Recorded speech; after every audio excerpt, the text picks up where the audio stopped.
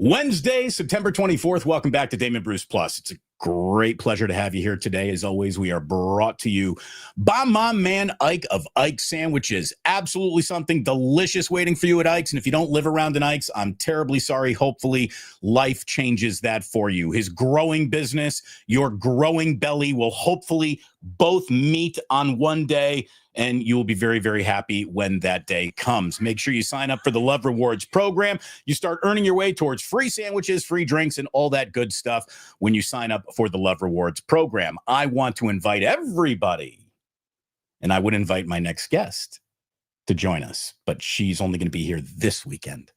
The Dubliner.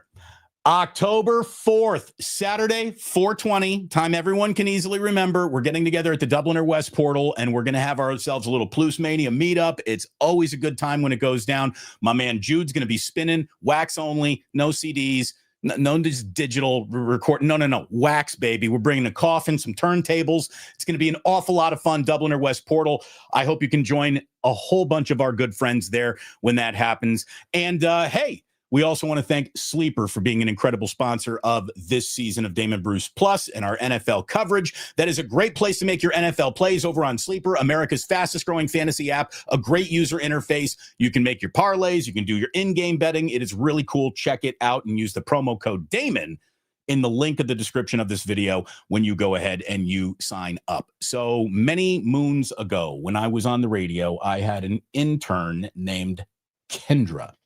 Kendra Middleton was easy to work with. She was a phenomenal person to be around, great energy. And when she saw her host choking in the middle of an interview, she didn't find a water. She handed me hers.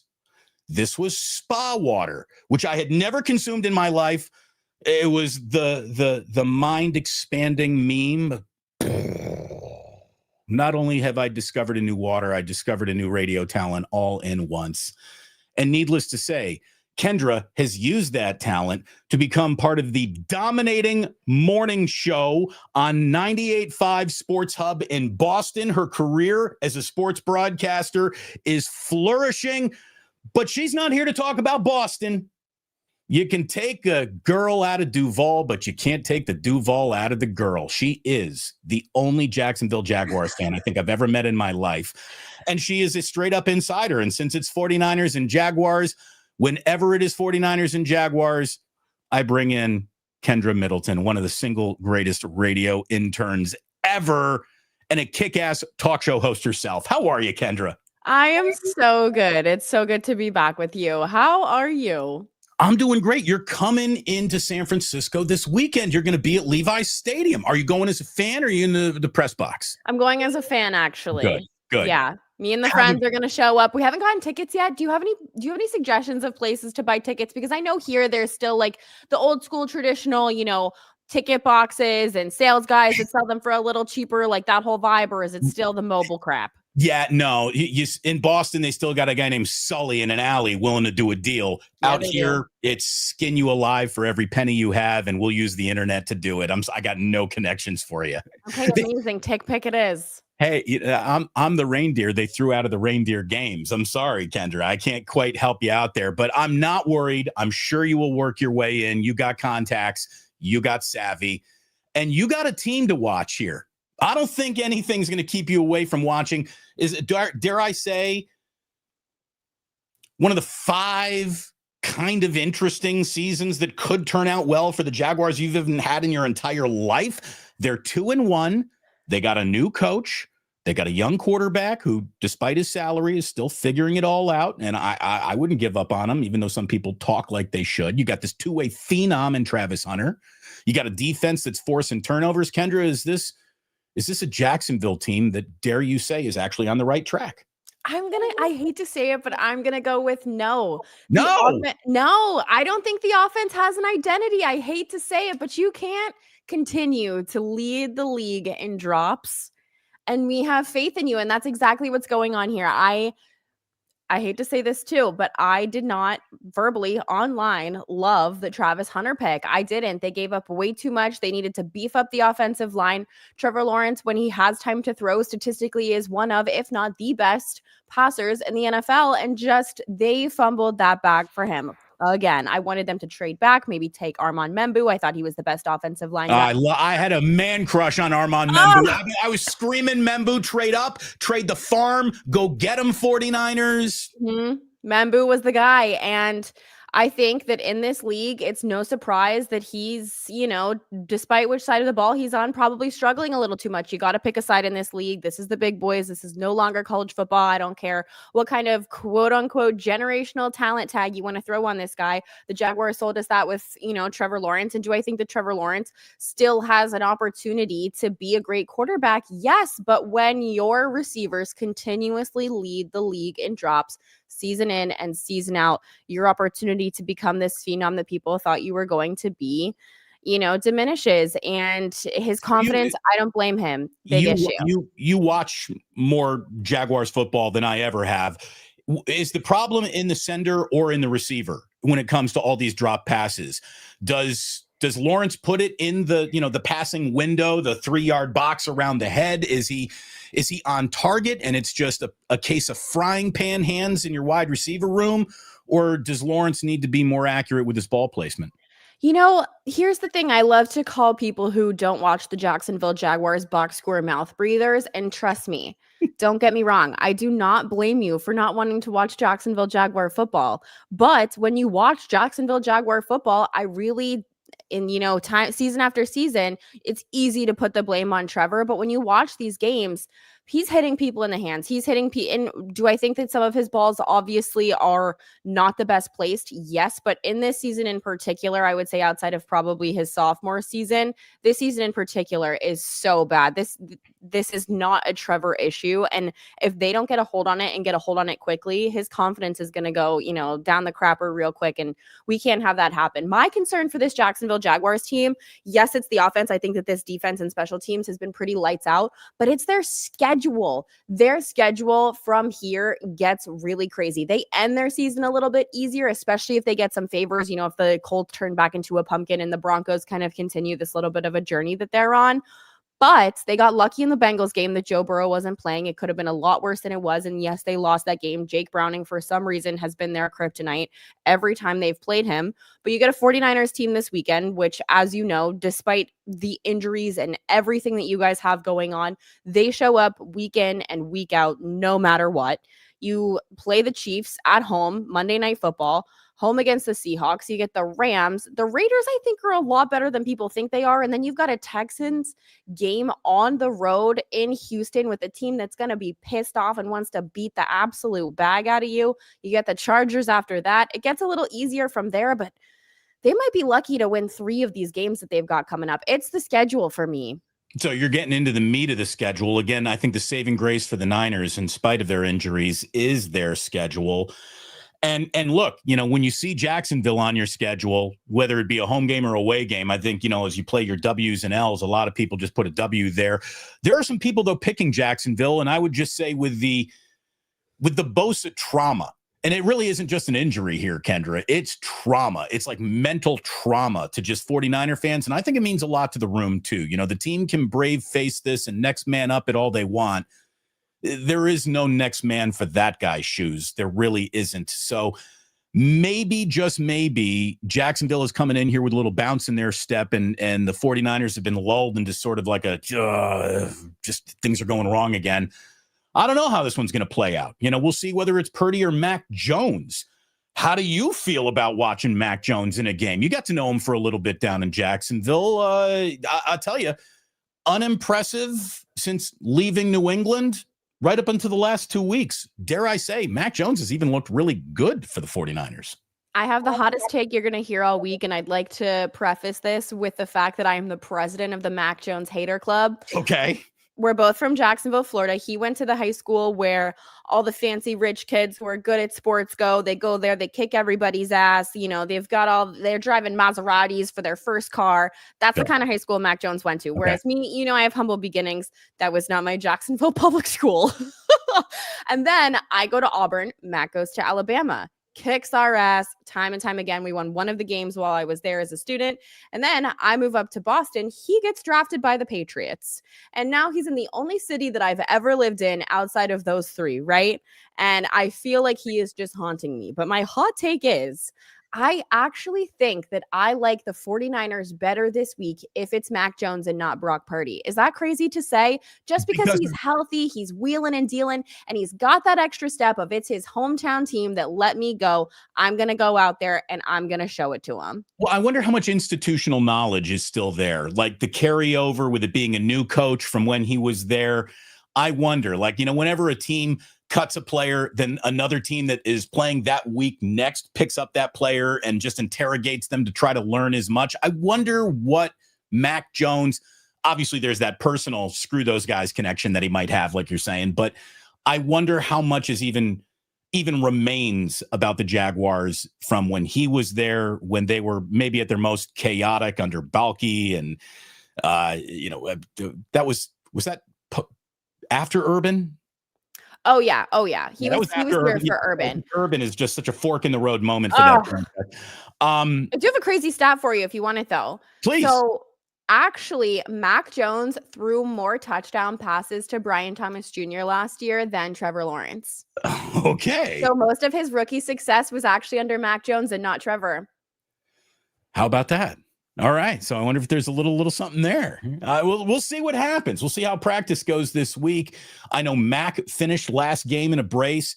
Purdy, after being told you got the week off, he was out there practicing. I think he sees Mac a little bit in his rearview mirror in a healthy way, in a good way. We'll see what this looks like come Sunday. Kendra Middleton is here. She's actually in Boston, but she's going to be out here because she's from Jacksonville. Everyone just do the Rubik's Cube. You'll figure it out. I want to talk about Travis Hunter. As you said earlier, there's only one Shohei Ohtani, right? It's hard to do multiple things in sports with such specialization. I think it's hard to be a coach and a GM at the same time. To be a coach wide and a play caller. Yeah. Yeah. To be a wide receiver and a corner. I mean, this guy's homework has to be the biggest stack in the library. New dad too. Huh? New dad too. New dad too. New dad. New dad too. Suspect fiance? Is she what's the story on her? I'm the biggest girl's girl out there, but she's a little sus. I don't know. No prenup. Crazy. And I know she was pregnant, but no prenup is still nuts if you ask me. I'm not even a big baller like that. And if I ever, for some reason, am crazy enough to get married, even if I don't have anything, that man's signing some paperwork. You're prenupping? So you get to keep the microphone and the Jag season ticket? The dog is mine. Jillian wanted a prenup, and I said, as long as I get the PlayStation 5, what the hell do I need? So we're good. Pets are mine. The pets are all mine. Everything else, whatever. Travis Hunter has gone 10%, excuse me, 10% defensive snaps week 1, 60% in week 2, 68% in week 3. Are they going to put even more on his plate here in week 4? Is this guy mislabeled a wide receiver? He's playing more corner than wide receiver. He's got 10 catches, 76 yards, no touchdowns. They say he's their wide receiver. I say he's their corner. I agree. I said this at the beginning of the draft. I don't think that even before he was a Jacksonville Jaguar, there's just no such thing as a two-way player in the NFL. Sure, you can have some packages for a guy. They said last week that his snap count on defense was going to go up, and they expected Parker Washington to kind of make up for some of the snaps on offense that he would be missing now. I just think that from the start, it was so evident that his ceiling at corner was a lot higher than it was at receiver. And clearly this defense has been like the saving grace of the Jacksonville Jaguars so far this season. But when you're contributing to the drop rate, they need you on defense. Corner was the biggest concern for them going into the season on defense. It makes so much more sense to me to limit his reps on offense. Sure, still have those packages for him. He's still clearly a crazy athlete. But with all the drop issues that they're having across the board and them really needing him more more at corner than at receiver because it seems to be such a consistent issue, which, like you said, could easily, for some people who are just casually consuming this, seems like just the Trevor problem over and over again. But it's everybody. It doesn't matter where they're getting hit, who it is. They're dropping balls, and they need to be able to throw their defense out there, trust their defense to get a stop at times. And you guys have the 49ers just have crazy weapons. They need him on defense this week. And the only way that they are going to beat the 49ers is if they play complementary football and the offense figures it out in a week. It's funny. You got a group of wide receivers who can't catch a ball, and you got a group of corners who don't drop many. 7 interceptions, leads the NFL. That's what Jacksonville's coming in with. I'll tell you, the 2 players that worry me the most on this team are Josh Hines-Allen and Travon Walker. These guys are pocket crashing defensive ends. I think they're going to test the 49ers offensive line. And Eric Armstead coming back out of nowhere. On-field reunion. Yeah.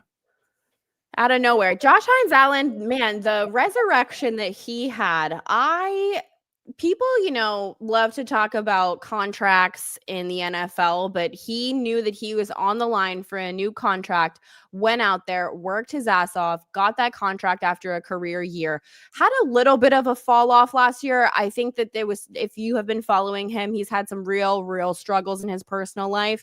And I think that was probably a little bit of a distraction last year, but now that his kid has beat cancer, good for him. Oof. Shout out the Jacksonville hospitals. He's out there with a vengeance, man. He's out there tearing it up. I'm so proud of him. I honestly think I'm going to probably buy his jersey at the end of this season. I really want the Prowler. But yeah, Travon Walker also making a big jump. It's hard to sit here. I went to the draft out in Vegas when they took him, and I stood on, there is a video that my friends have of me standing on a table at the Jaguars draft party, crying because I wanted Aiden Hutchinson. And still so true. Look at him on Monday Night Football this week. Actually, me sobbing after, a couple of years. Trent Baalke had other ideas, Kendra. Trent had other ideas. Oh, Trent, just like everybody else does out in that area. Man, he sucks. But I was crying over us not taking Aiden Hutchinson because that felt like the real deal. That felt like the right pick. And for some reason, they went with Travon Walker. He's had a bit of a jump this year. Hope he can keep climbing because he hasn't lived up to a first-round pick, in my opinion, especially obviously when Aiden was sitting right there. But I'm happy to see him make a little bit of a jump this year. The defense is contributing. It's time for the offense to start making a difference. It's probably unfair through 3 weeks to give a first-year coach a letter grade. But what are your early impressions of Liam Cohen? What do you like? What are you worried about? I like and hate at the same time how he speaks with the media. I think that he's just so casual. And at times, some of the things he said, I'm like, is that really, what we want to throw out there? But I love him. I love that the way that he talk. I know that you're probably not. I'm not going to throw this shade at you. I don't know how up to date you are on your meme culture, but there is a meme of SpongeBob stacked on top of each other where it's like little nerdy SpongeBob and then SpongeBob that's like ripping his shirt off. Yes. Okay, yes. Somebody tweeted today that little nerd SpongeBob is Liam Cohen talking to the media, and then SpongeBob ripping his shirt off is how he speaks in the locker room, because I'm not sure if you've seen the videos of him the last couple of weeks in the locker room F-wording this and F-wording that, and this is how we play ball. And then he speaks to the media with his little polo shirt on and he's all buttoned up. I think that that's the perfect representation of him, right? He seems to be that player's coach. And as long as they got Trevor, the offensive coach, who's the young guy, I like to call them the tight, like khaki pants head coach, because, it's the Sean McVays, that's the Mike McDaniels of the world. That's the Kyle Shanahans of the world. The guys who are out there in the tight pants that don't seem like these big offensive locker room guys, but they are. And as long as Trevor is rallying behind that and they can, for some reason, get the offense on top, that's fine with me. I'm happy about it. After week 1, his odds for coach of the year actually skyrocketed, and that Bengals game shot them back down to reality. And then last week they're all over the board, but hey, I think that he was the right guy for the job.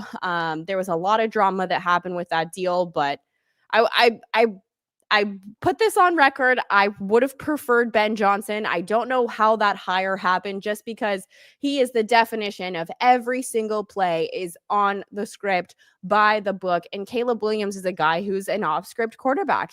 That's just who he is. And I think that Trevor really would have thrived with someone like that. I'm not sure that job made the most sense for him because of that. I still think that Ben Johnson's going to be fine. I think Caleb Williams still has a shot to be good.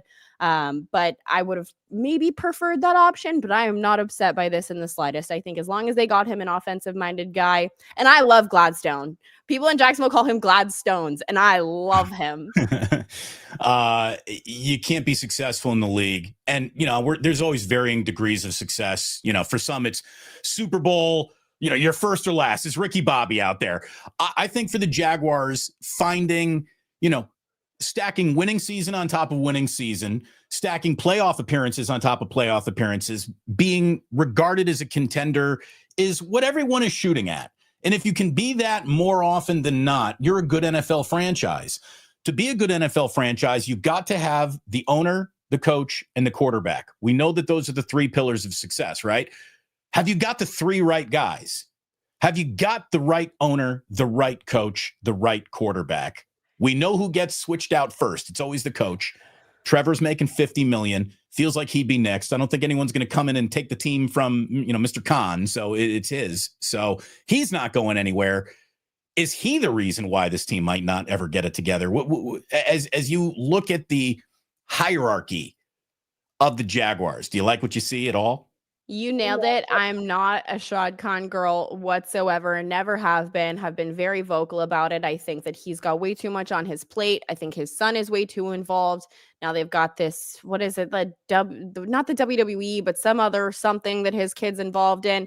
I feel like they're distracted owners. They don't make the right decisions. They're not involved in the NFL. They're not involved in football. When they originally came in, I really liked them. They built up the city. They did a lot of charity work. But now you're having your taxpayers pay half of the cost for a new stadium for a team that has sucked for, the better part of 30 years. And I don't think that that's the most fair thing in the world.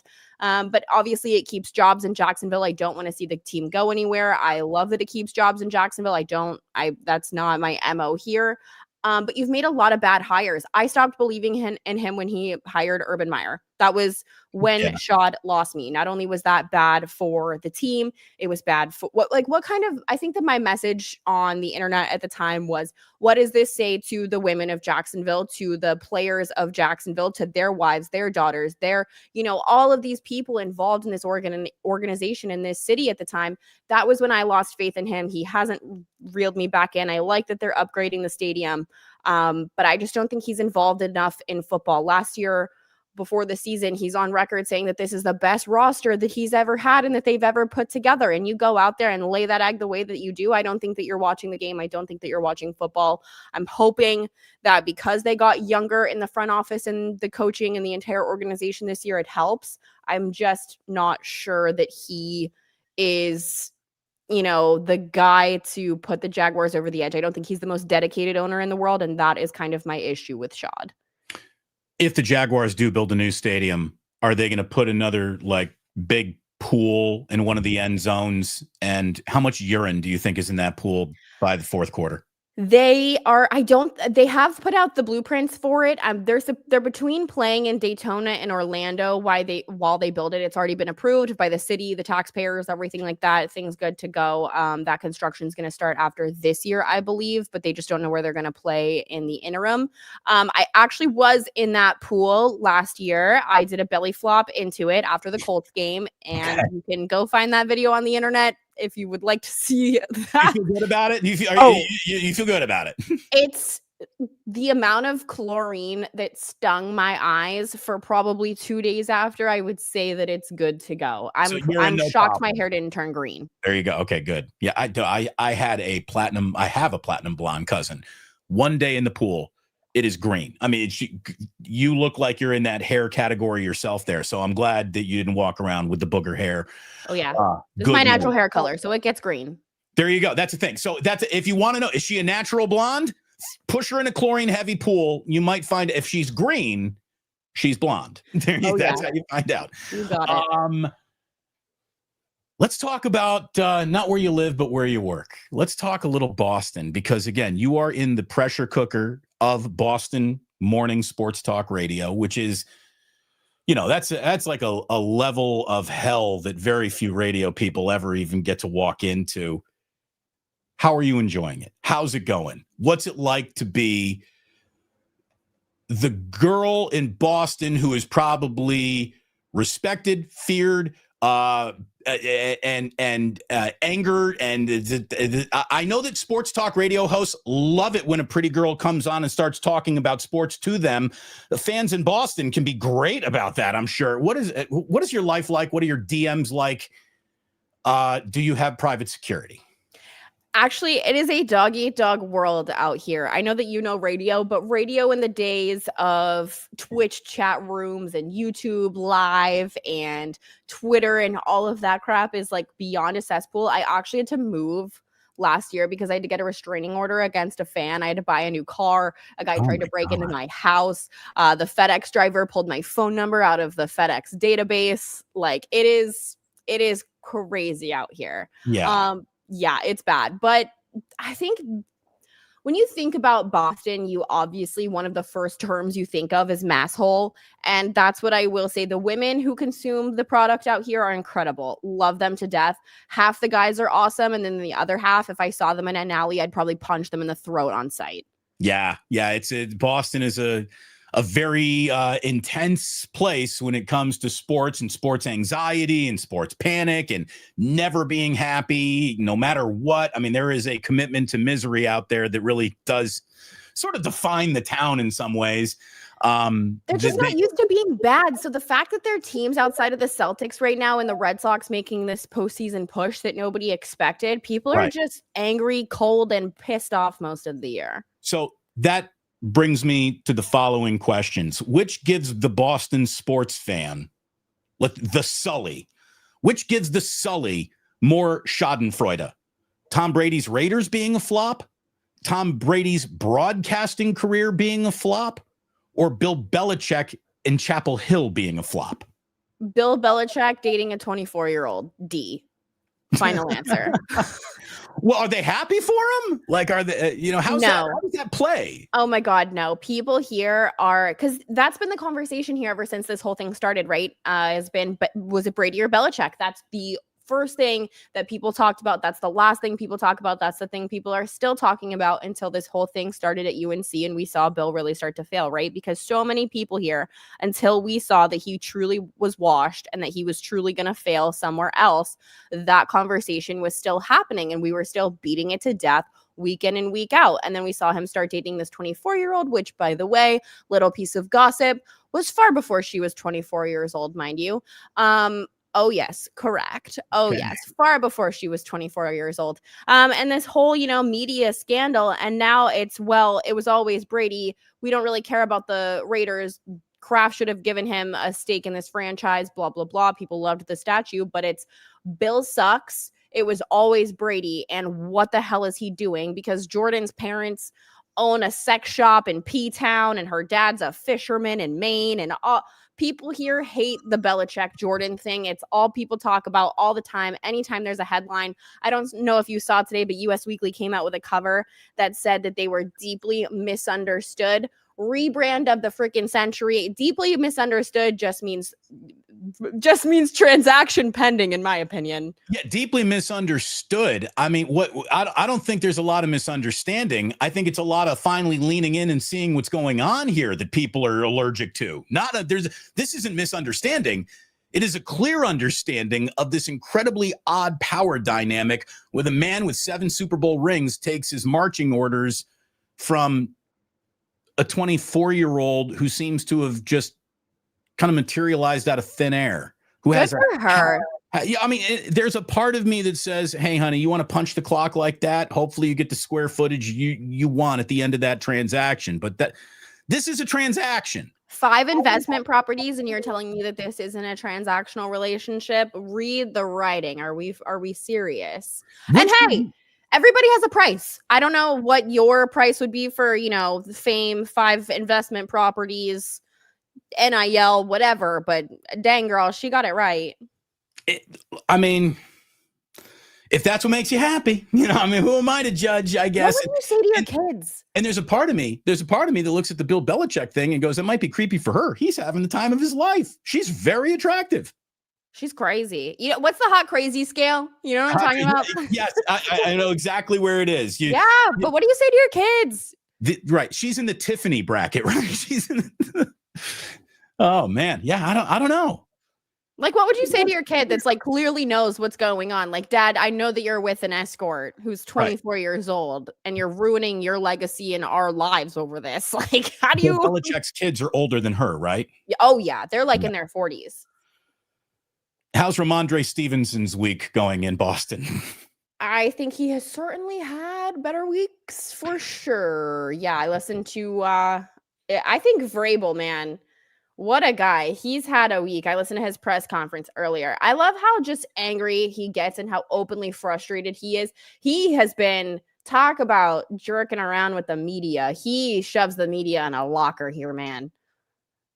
I think you need to do that. Like, by the way, you can just like blow a little pixie dust on Bay Area sports media and they'll go running away and scurrying.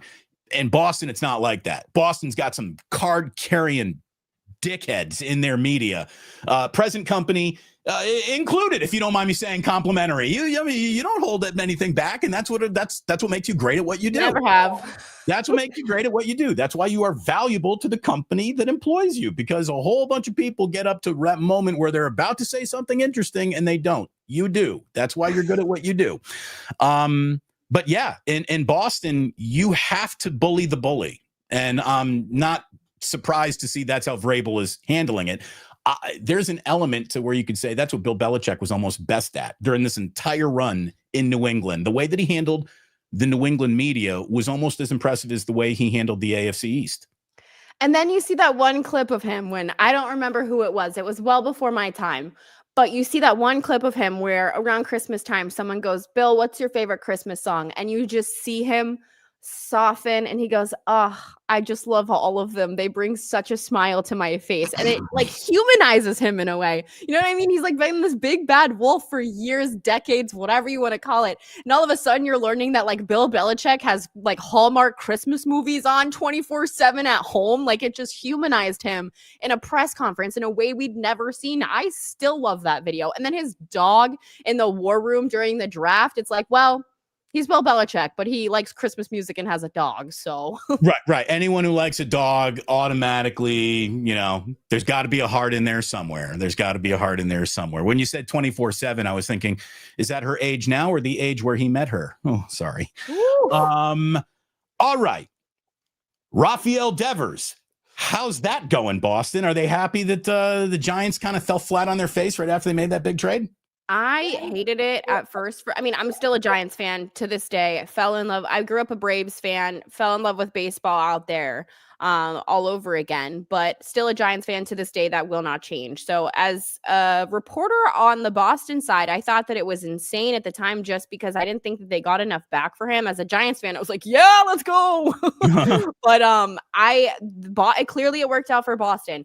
I don't know if it was the fact that he really is this locker room cancer, but that team really turned around. They've got an opportunity to play in October right now, a couple more games to go. I love Rafael Devers. He was always very kind to me.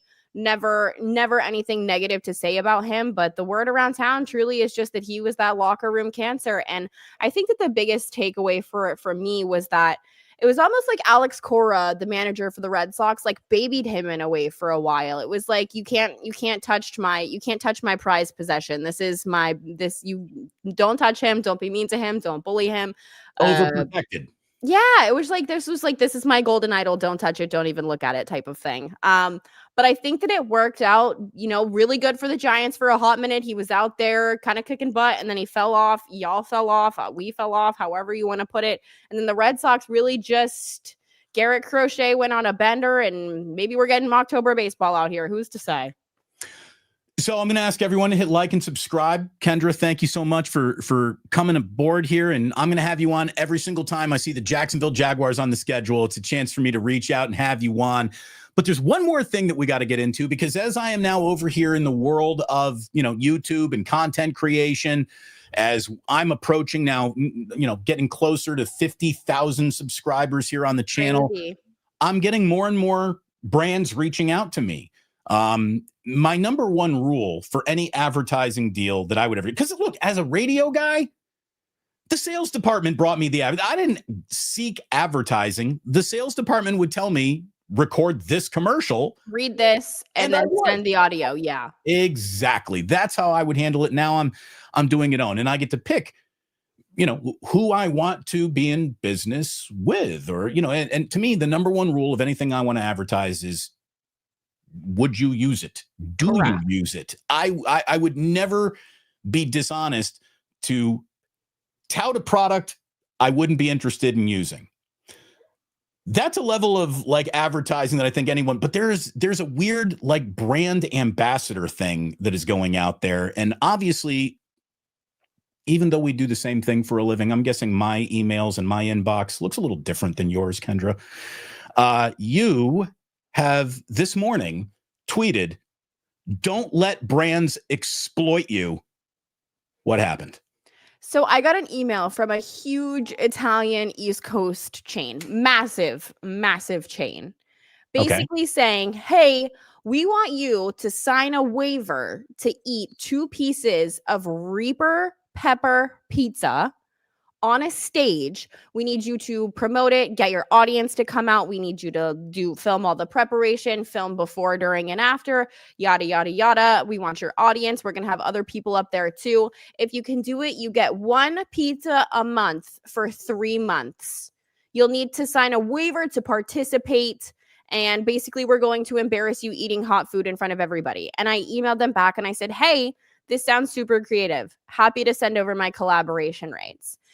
We don't have budget for this. Unfortunately, we're hoping to get challengers on a volunteer basis for a chance to win free pizza and bring the foodie community together. You're telling me I'm going to go out there and eat 2 pieces of Reaper pepper pizza, sign a waiver that I can't sue you. You want me to document the whole thing on social media. You want my audience to come out, and you're going to give me a pizza a month for 3 months. It's going to take, it would cost me that much to get an Uber there. Right. And by the way, like, sophomore year of college, broke as a joke, maybe. You're a pro now. You're not doing this charity work, and you said it's a large East Coast brand, but they have no money for their huge advertising campaign. You have the budget for it, and I said, unfortunately, I'm not taking on any volunteer work at this time unless it's for charity. Good for you. Are we joking? I know you have the budget. There are 6 of your locations within a 10-mile radius of my house, and you don't have the budget to pay somebody to stand on a stage downtown and burn their organs for you. Get a grip. Forget that. By the way, have you ever tried like a ghost pepper or a Reaper? Have you ever tried it at all? Jacksonville, Florida. My dad used to create like the redneck fire out the asshole hot sauce and put it in the fridge. Are you joking? I'm from my dad was so serious about making this one hot sauce that he grew his own peppers in the yard and wouldn't use anything else. And on top of that, when the squirrels would get in the feeder, he would add his ground up peppers to the bird feeder so that the squirrels wouldn't get on there anymore, because birds can't taste hot stuff, but the squirrels, oh my God, it was like watching a bat out of hell when the squirrels would eat that pepper stuff in the yard. Holy crap. Talk about the most Jacksonville thing you've ever seen in your life. That is about as Jacksonville as it gets right there. Reaper pepper. What's your dad's name? We are no contact. He sucks, but his name is Ken. Ken and Deidre had Kendra. Oh, I see. Okay. Well, and now they hate each other. It's beautiful. Okay. Well, hopefully you get some of that, ghost pepper. My brother has the recipe. I told him when my dad dies, that's the one thing I want. The hot sauce recipe. Yep. Well, Kendra, in the meantime, it was awesome catching up with you. Stay away from companies that don't want to pay you to work. Make sure you get paid because you're great at what you do. And thank you very much for coming on and doing it for free. You're the best. I'm going to send you so many pictures of my adventures this weekend, and I hope your kids have lots of chicken nuggets this week. Please do. It's Nugget Week here with Jillian out of town on assignment, shall we say. On assignment, like she's covering the Masters this week. Thank you very much, Kendra, Thanks for joining us. And have a safe trip out here. Enjoy your time at Levi's. Will you be wearing the Jaguars onesie? Okay, I think it's going to be too hot, right? It has been hot as fuck out here. I was going to say, I wish I knew I could use the F word this whole time. I was really holding back. Yeah, I would love to wear the Jacksonville Jaguars furry outfit, but I think it's going to be too hot. Probably. Thank you, Kendra. Great to see you. There she is, giving you all the insider information you need about the Jaguars, about the Boston sports scene, about the red hot chili pepper scene down in Jacksonville. Just an awesome, awesome person. I mean, everybody got along with Kendra instantly when she came into the radio station. Let me tell you, it ain't easy to be a girl in a radio station.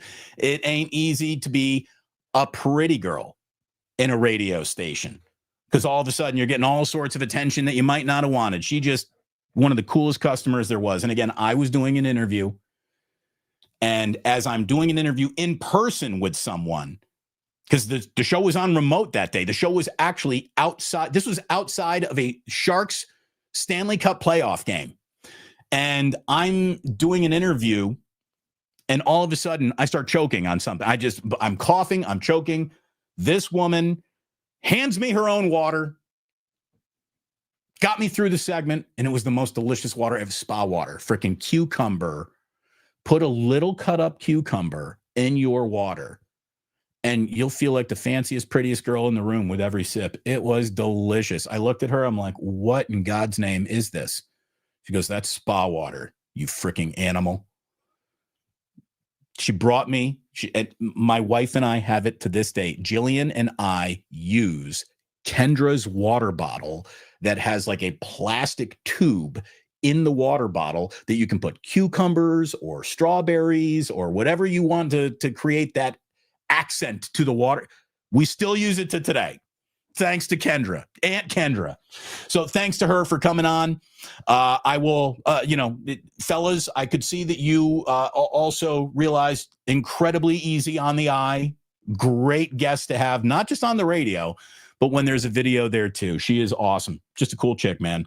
And she knows football, and she knows the Jaguars. And considering nobody would ever watch the Jacksonville Jaguars unless you had to, that's why we had Kendra in. So thanks so much to her for coming on by. Thanks to all of you for being here today. What do we got? We got a Beats 107 has become a member of the initiated. What a wonderful way to support the channel. Thank you so much, Beats 107. Really, really appreciate it. And welcome. Welcome to everyone. We got a couple hundred people in the room right now, and it's great having you here.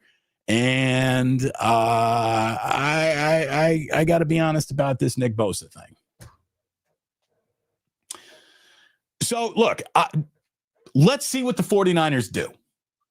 Are they going to make a trade? Can they cobble together a solution in home? We'll see. I'm not writing this team off, but I'm just going to stay consistent with things that I believe apply to all teams. Not just the teams I cover, not just the teams we're talking about, but this is like a universal truth that I just think applies to sports, period.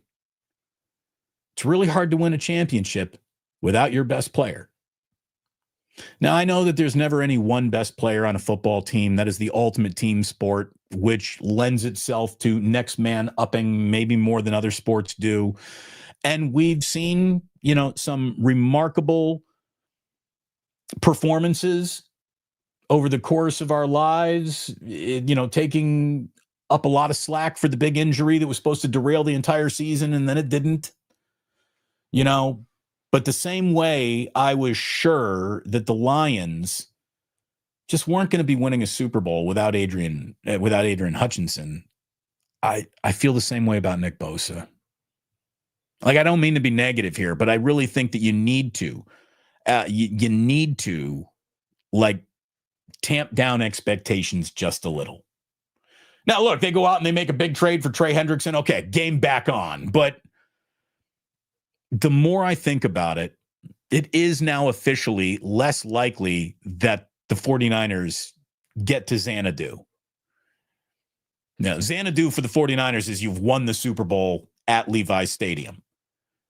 I just don't know if that's realistically in the cards anymore. Maybe it is. Maybe it wasn't even there to begin with. Maybe I'm just overshooting the moon to begin with. But how are they supposed to get there now without Nick Bosa? I don't know. I don't mean to be down. There's ton of football that is still coming up this year, and a lot can happen. It is as wide open an NFC as we've seen in years. I mean, really, it is. It's a wide open NFC. And for a team that I'm now officially, worried about and kind of starting to doubt a little bit, they could be 4-0 when week 4 ends. And what they've overcome just to get to 4-0, if they can get to 4-0, is impressive. But having to overcome the absence of your pocket collapsing, game affecting, pressure causing defensive end, it's just, I do not know. I do not know how they're going to get over it. Jose trying to be positive, saying, hey, Sarah, well, I think you mean Salah. Salah will figure it out. Don't worry so much, Bruce. Again, this is just me sharing my internal monologue with you. Like, this isn't an official segment as much as like, okay, peel back the curtain here and just tell you how, what team in football can afford to lose its best player, and you just assume, oh yeah, they're about to be as good as I thought that they might be, no matter what. I don't know. It's bad. There's no way to sugarcoat this. There's no way to sugarcoat how bad the Bosa injury is when it comes to reaching the ultimate goal. I think whatever think of an entire NFL season as, a group of train stations. If the ultimate station to reach is Super Bowl station, I don't know if the 49ers can pull into Super Bowl station. I still think that they can pull into the playoff station. I still think that they could maybe win a playoff game. But going to and winning the Super Bowl without Nick Bosa, it's hard to create that mental picture in my own mind. Because it's just a steadfast rule that I would apply to anybody. How are you going to be your best when you don't have your best? It's going to be tough. Hey, prove me wrong. Prove me wrong. Show me what you got without this guy. Beat Jacksonville. There are an awful lot of national media members saying Jacksonville's going to come in here and find a win. And we will see what sort of malaise has been created, if any, due to this Nick Bosa injury. Like, they can brave face this all they want and talk about how, yeah, we all got jobs to do, next man up, blah, blah, blah, blah, blah. No, not this guy. This guy's different. There are very few irreplaceable football players on any football team. This is kind of one of them. It's bad. Speaking of it's bad, the San Francisco Giants math, it ain't mathin' no more. Last night, the Giants were eliminated from any postseason consideration with a loss against the Cardinals in a game that they were winning handedly until the bullpen coughed it up, and Logan Webb is nothing to show for another good night of pitching. And Logan Webb, this guy is going to lead the National League in innings and strikeouts, basically, and have no playoff appearance to show for that. Logan did call it one of the most disappointing seasons of his career based on what he thought might happen. And look, what this team thought might happen was they were going to the playoffs the day that they traded for Rafael Devers. You couldn't talk to a San Francisco Giant and not get of course they thought that they were going to be something special. When your GM pulls the trigger on a big trade like that, you're like, that gets everybody to sit up. And then they immediately laid down. Devers did get going, took a while. And in that while to get going, they lost enough ground to make this a lost season. It's a shame. It really is. I don't think it's been a bad year for the Giants, but man, it's disappointing. It's pretty disappointing based on what you thought you were going to be, what you then recalculated what you might be, and then after that massive recalculation to realize that it just all falls flat anyways. That stinks. Fuji Simeon says maybe Gundy will be the new IU coach when Kurt leaves. Dude, Signetti's not going anywhere. They're going to give that guy $30 million to stay in Bloomington. They've already re-upped them. Indiana football is not letting Cignetti walk away. Now, I mean, if he's like, hey, man, they offered me the Alabama job, I'm taking it. What are you going to do? But I think that there's a lot of reasons to stay there. And I think that Cignetti also knows that he can take, 8-4 further in Bloomington than he can in any other situation. So I hope you're wrong, Fuji. Thank you very much for the super, but don't be putting bad Cignetti thoughts into the universe on my channel. No, sir. You know what I think about Indiana football? I think Indiana should get Fernando Mendoza some Heisman consideration. He leads the nation in touchdown passes. Did you know that? Go Hoosiers. And before we get to today in history, there's one other thing I wanted to tell you about, because this is going to be, hey, I love sports. I love stand-up comedy. And we're going to see those two worlds collide for the first time ever next summer at Wrigley Field. John Mulaney is going to play Wrigley Field. He's the first comedian to ever bring a show to Wrigley Field. It's going to happen next summer, sometime in July of 2026. That will be a little bit of a fascinating experiment. Now, he's playing his hometown, so it's a home game for him. That's going to make it a little bit easier. But more than music, the setting of the comedy club is very much a deciding factor whether or not this is going to be a successful comedy show tonight. You have to almost create a psychological battleground to have a comedy show in that only comedy clubs really provide. It's hard doing a stadium.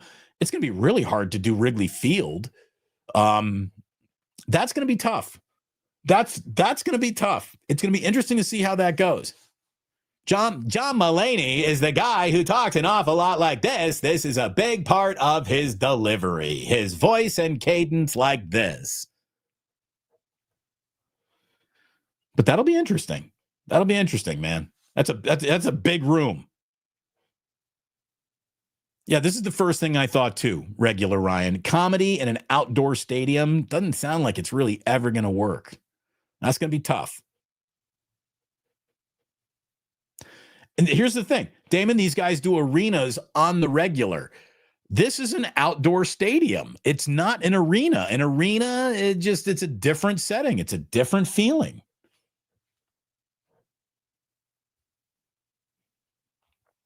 You might be right. It's going to probably go nuts for him. It's a home game, right? It's a home game for him. Oh, we found the other Jacksonville Jaguar fan on the planet. His name is Ryan Mitchell. Thank you, Ryan. Thank you for being here today. Hit like and subscribe. That was a pretty good John Mulaney, wasn't it? He talks just like this. Every single part of his routine is in this cadence. It works. It works. Find your voice as a comedian. He found his. Robin Williams would have crushed anything. Well, I mean, now you're talking about like who's playing guitar tonight. Oh, it's Jimi Hendrix. I bet you he does well. Yeah, I mean, yeah. There's nothing in entertainment that Robin Williams could not do. Like and subscribe, my good friends. Thank you once again for being here. You can go a lot of places in all of your mornings. The fact that you come back here means an awful lot. I hope you plan on joining us at the Dubliner West Portal coming up on October 4th. I know that Chef A is going to be there. Chef A coming in with a little super today, putting it in the ganja jar. Do you think that Melvin is the right manager? I don't. Bob Melvin has taken his steady hand on the wheel act a little bit too far. It's Sleepy Bob. I'm not into Sleepy Bob. I think underachieving now defines Bob Melvin more than the warm and fuzzy overachieving A's memories that we used to have. The guy went to San Diego, kind of fell flat on his face with a very talented team. This team, whether it was very talented or not, is to be debated, but I don't think he played his cards right an awful lot of the time. And I would move on. Looking to shake something up, I would move on. I would. When the Jags get a new stadium, do they get a Super Bowl? Yeah. You build a new stadium, the Super Bowl is going to come to your stadium. I think so. I do think so, Fuj.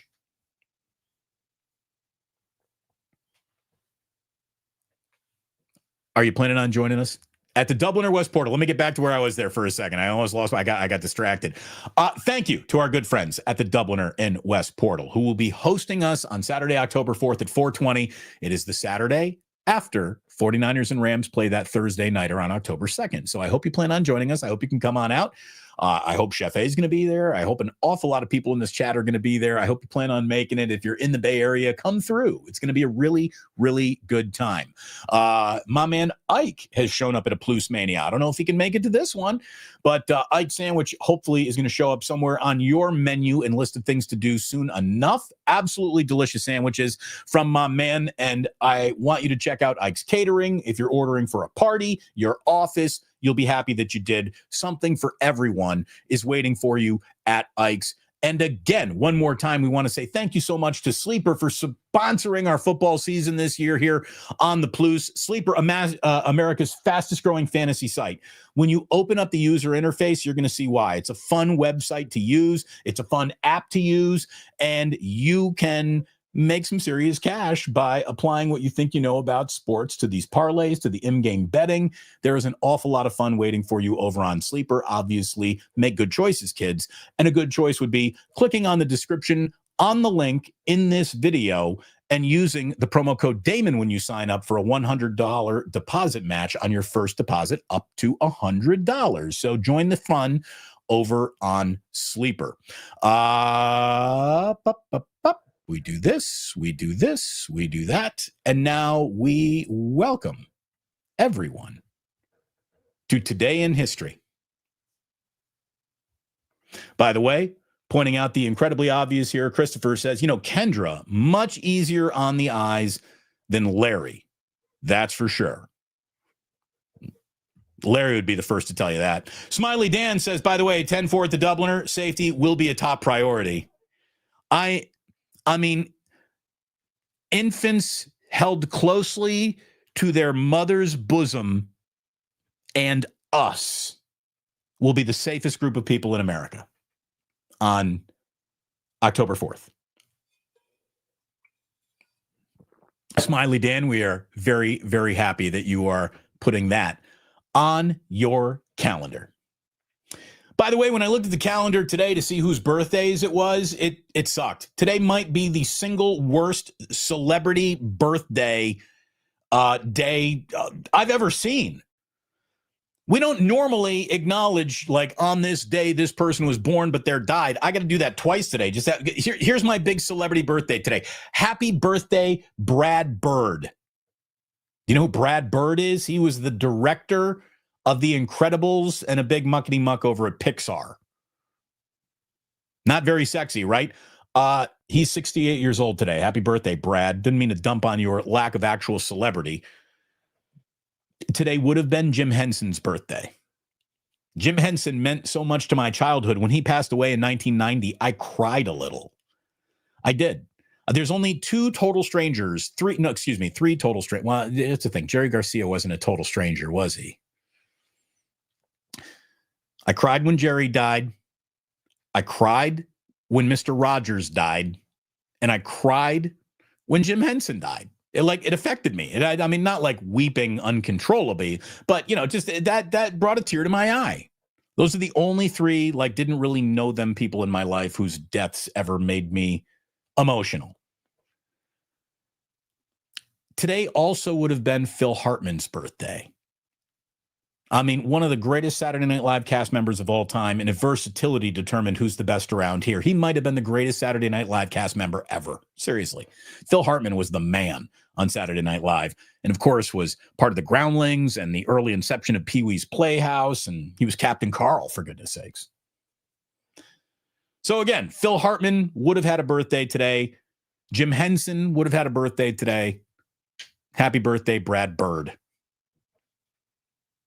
Today in 1906, Devil's Tower in northeast Wyoming was named the very first national monument in the United States. Devil's Tower is where the climax of Close Encounters of the Third Kind happens, in case you're wondering. What is Devil's Tower? Devil's Tower looks like a huge Roman colonnade almost, the way that it's shaped there. I don't know how it happened. Damn nature, you scary. That's the first national monument, Devil's Tower, 1906. Today in 1934, Babe Ruth played his final game at Yankee Stadium. It wasn't his final game as a big leaguer. He would putter around for a little bit, but Babe Ruth played his last baseball game for the New York Yankees at Yankee Stadium today in 1934. Today in 1948, in Japan, they started a little company called Honda. Today, Honda. Somewhat successful of a company. Nice job, Honda. Today in 1954, and how ironic is it that last night it was sort of a rebirth for The Tonight Show. The Tonight Show premiered, not today, but tonight in 1954. It was hosted by Steve Allen. And last night, you had Jimmy Kimmel returning as the host of The Tonight Show after getting targeted for cancellation there, but didn't happen. Feels like a little win, right? I guess. Today in 1957. I mean, here's the thing. In 1934, Babe Ruth plays his last baseball game for the New York Yankees. In 1957, today, the Brooklyn Dodgers played their last game ever at Ebbets Field, meaning they never played in New York again until the Dodgers were visiting either the Mets or the Yankees from the West Coast. But today in 1957, if you see Marty Lurie anywhere around today, give Marty a hug. This one hurt him when the Dodgers left Ebbets Field today in 1957. By the way, also today in 1957, and you can ask Jerry Jones about this because apparently he was there. Says he wasn't protesting. He was just curious. Today in 1957, racial desegregation took center stage. Federal troops dispatched to Little Rock, Arkansas, as they were trying to bring some black kids into a school that had been all white. Good God. I mean, what was wrong with people? What remains wrong with people? Today in 1964, the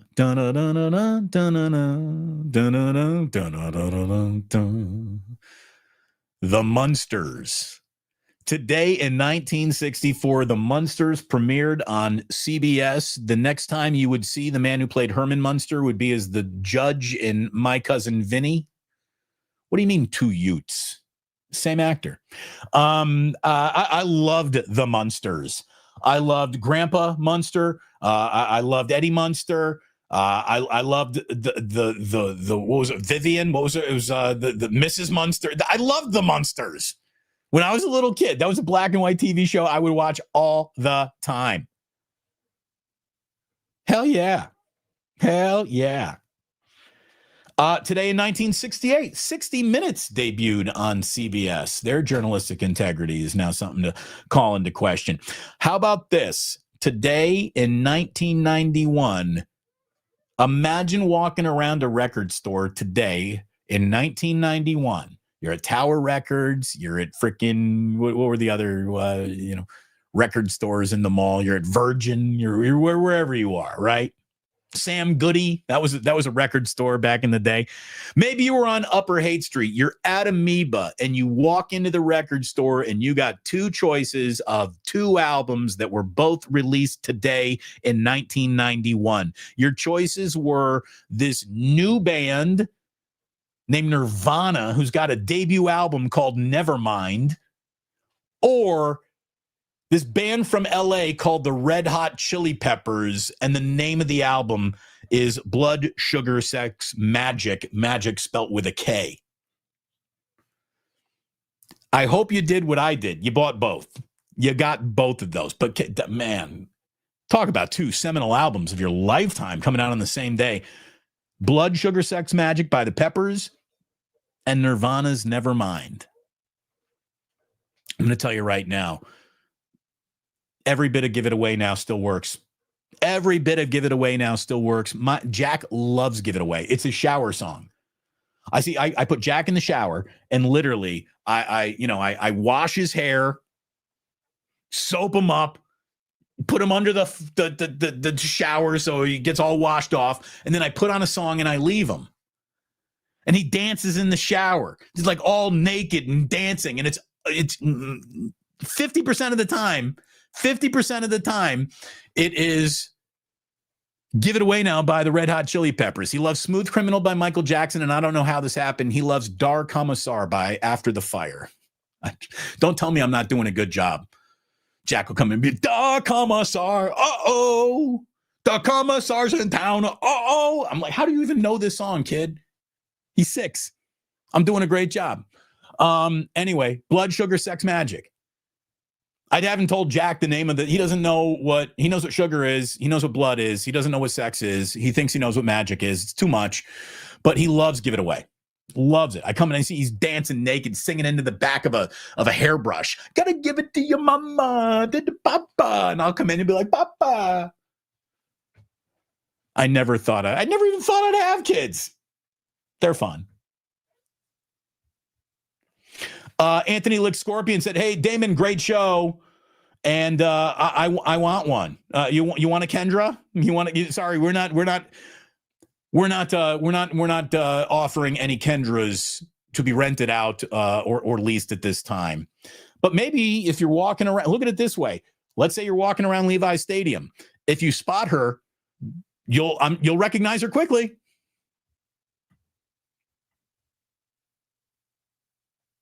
Oh, we're not getting into that, Hand Banana.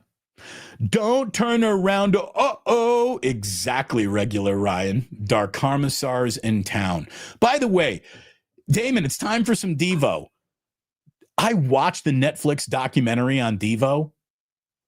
In the history of music, there has never been a band that had less fun getting famous than Devo. They didn't seem to enjoy any of it. Devo was not happy. Really, it's a weird documentary. Whole bunch of dorks who took themselves way too seriously with this de-evolution movement. We are Devo. Just really weird group of dorks. They had a couple of good songs though. There's no denying Devo's spot in music. Weird band, weird dudes, weird documentary.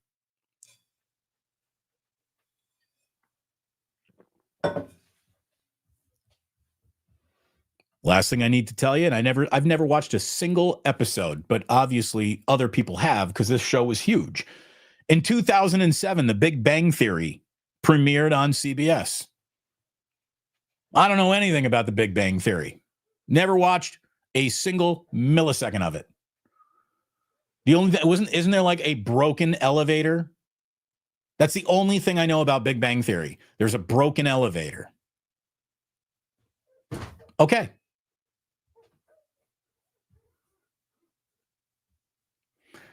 Ham Banana calling out safety dance. Yes, we will have safety. We will be safety dance. Jack loves safety dance. He does that. You're gonna dance if you wanna. Kid likes that. But Jack does like safety dance. He's heard that. That's awesome, Damon. I still don't know if I'll have kids, but it would be cool to have a kid, two or a day. Here's the thing. They're programmable. Like you can put into your kid like your taste in music and movies, and it's great when you see it actually connect, and they're not just doing it because they're trying to be accepted. They're doing it because they really like it. They're doing it because they really like it. You know, it's one thing to be like, hey, kids, listen to this song. I think you're going to like it. It's another thing to just have the song on in the car, and then in your rear view mirror, you see your two sons in the back going like this.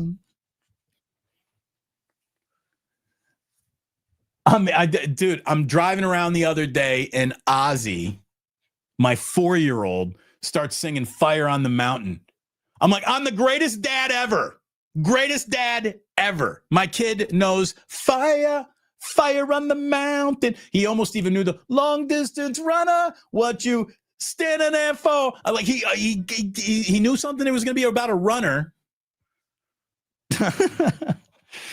There you go. That's it. That's the show today. Thank you very, very much for hanging out. Thank you for being here. Thank you so much to Kendra for coming on by, talking a little Jaguars and some Boston sports too. I know that that's a weird mix, but that is what we give you here, a very weird mix. And the fact you keep on showing up for it means you're a little weird too. So thank you. Hopefully you're going to hang out with weird people like us on Saturday, October 4th at the Dubliner West Portal starting at 4:20. In the meantime, get a sandwich from Ike's, have some fun over on Sleeper, hit like and subscribe, and thank you so much for watching. Please do remember that sports don't build character. They reveal it. And like that, he's gone.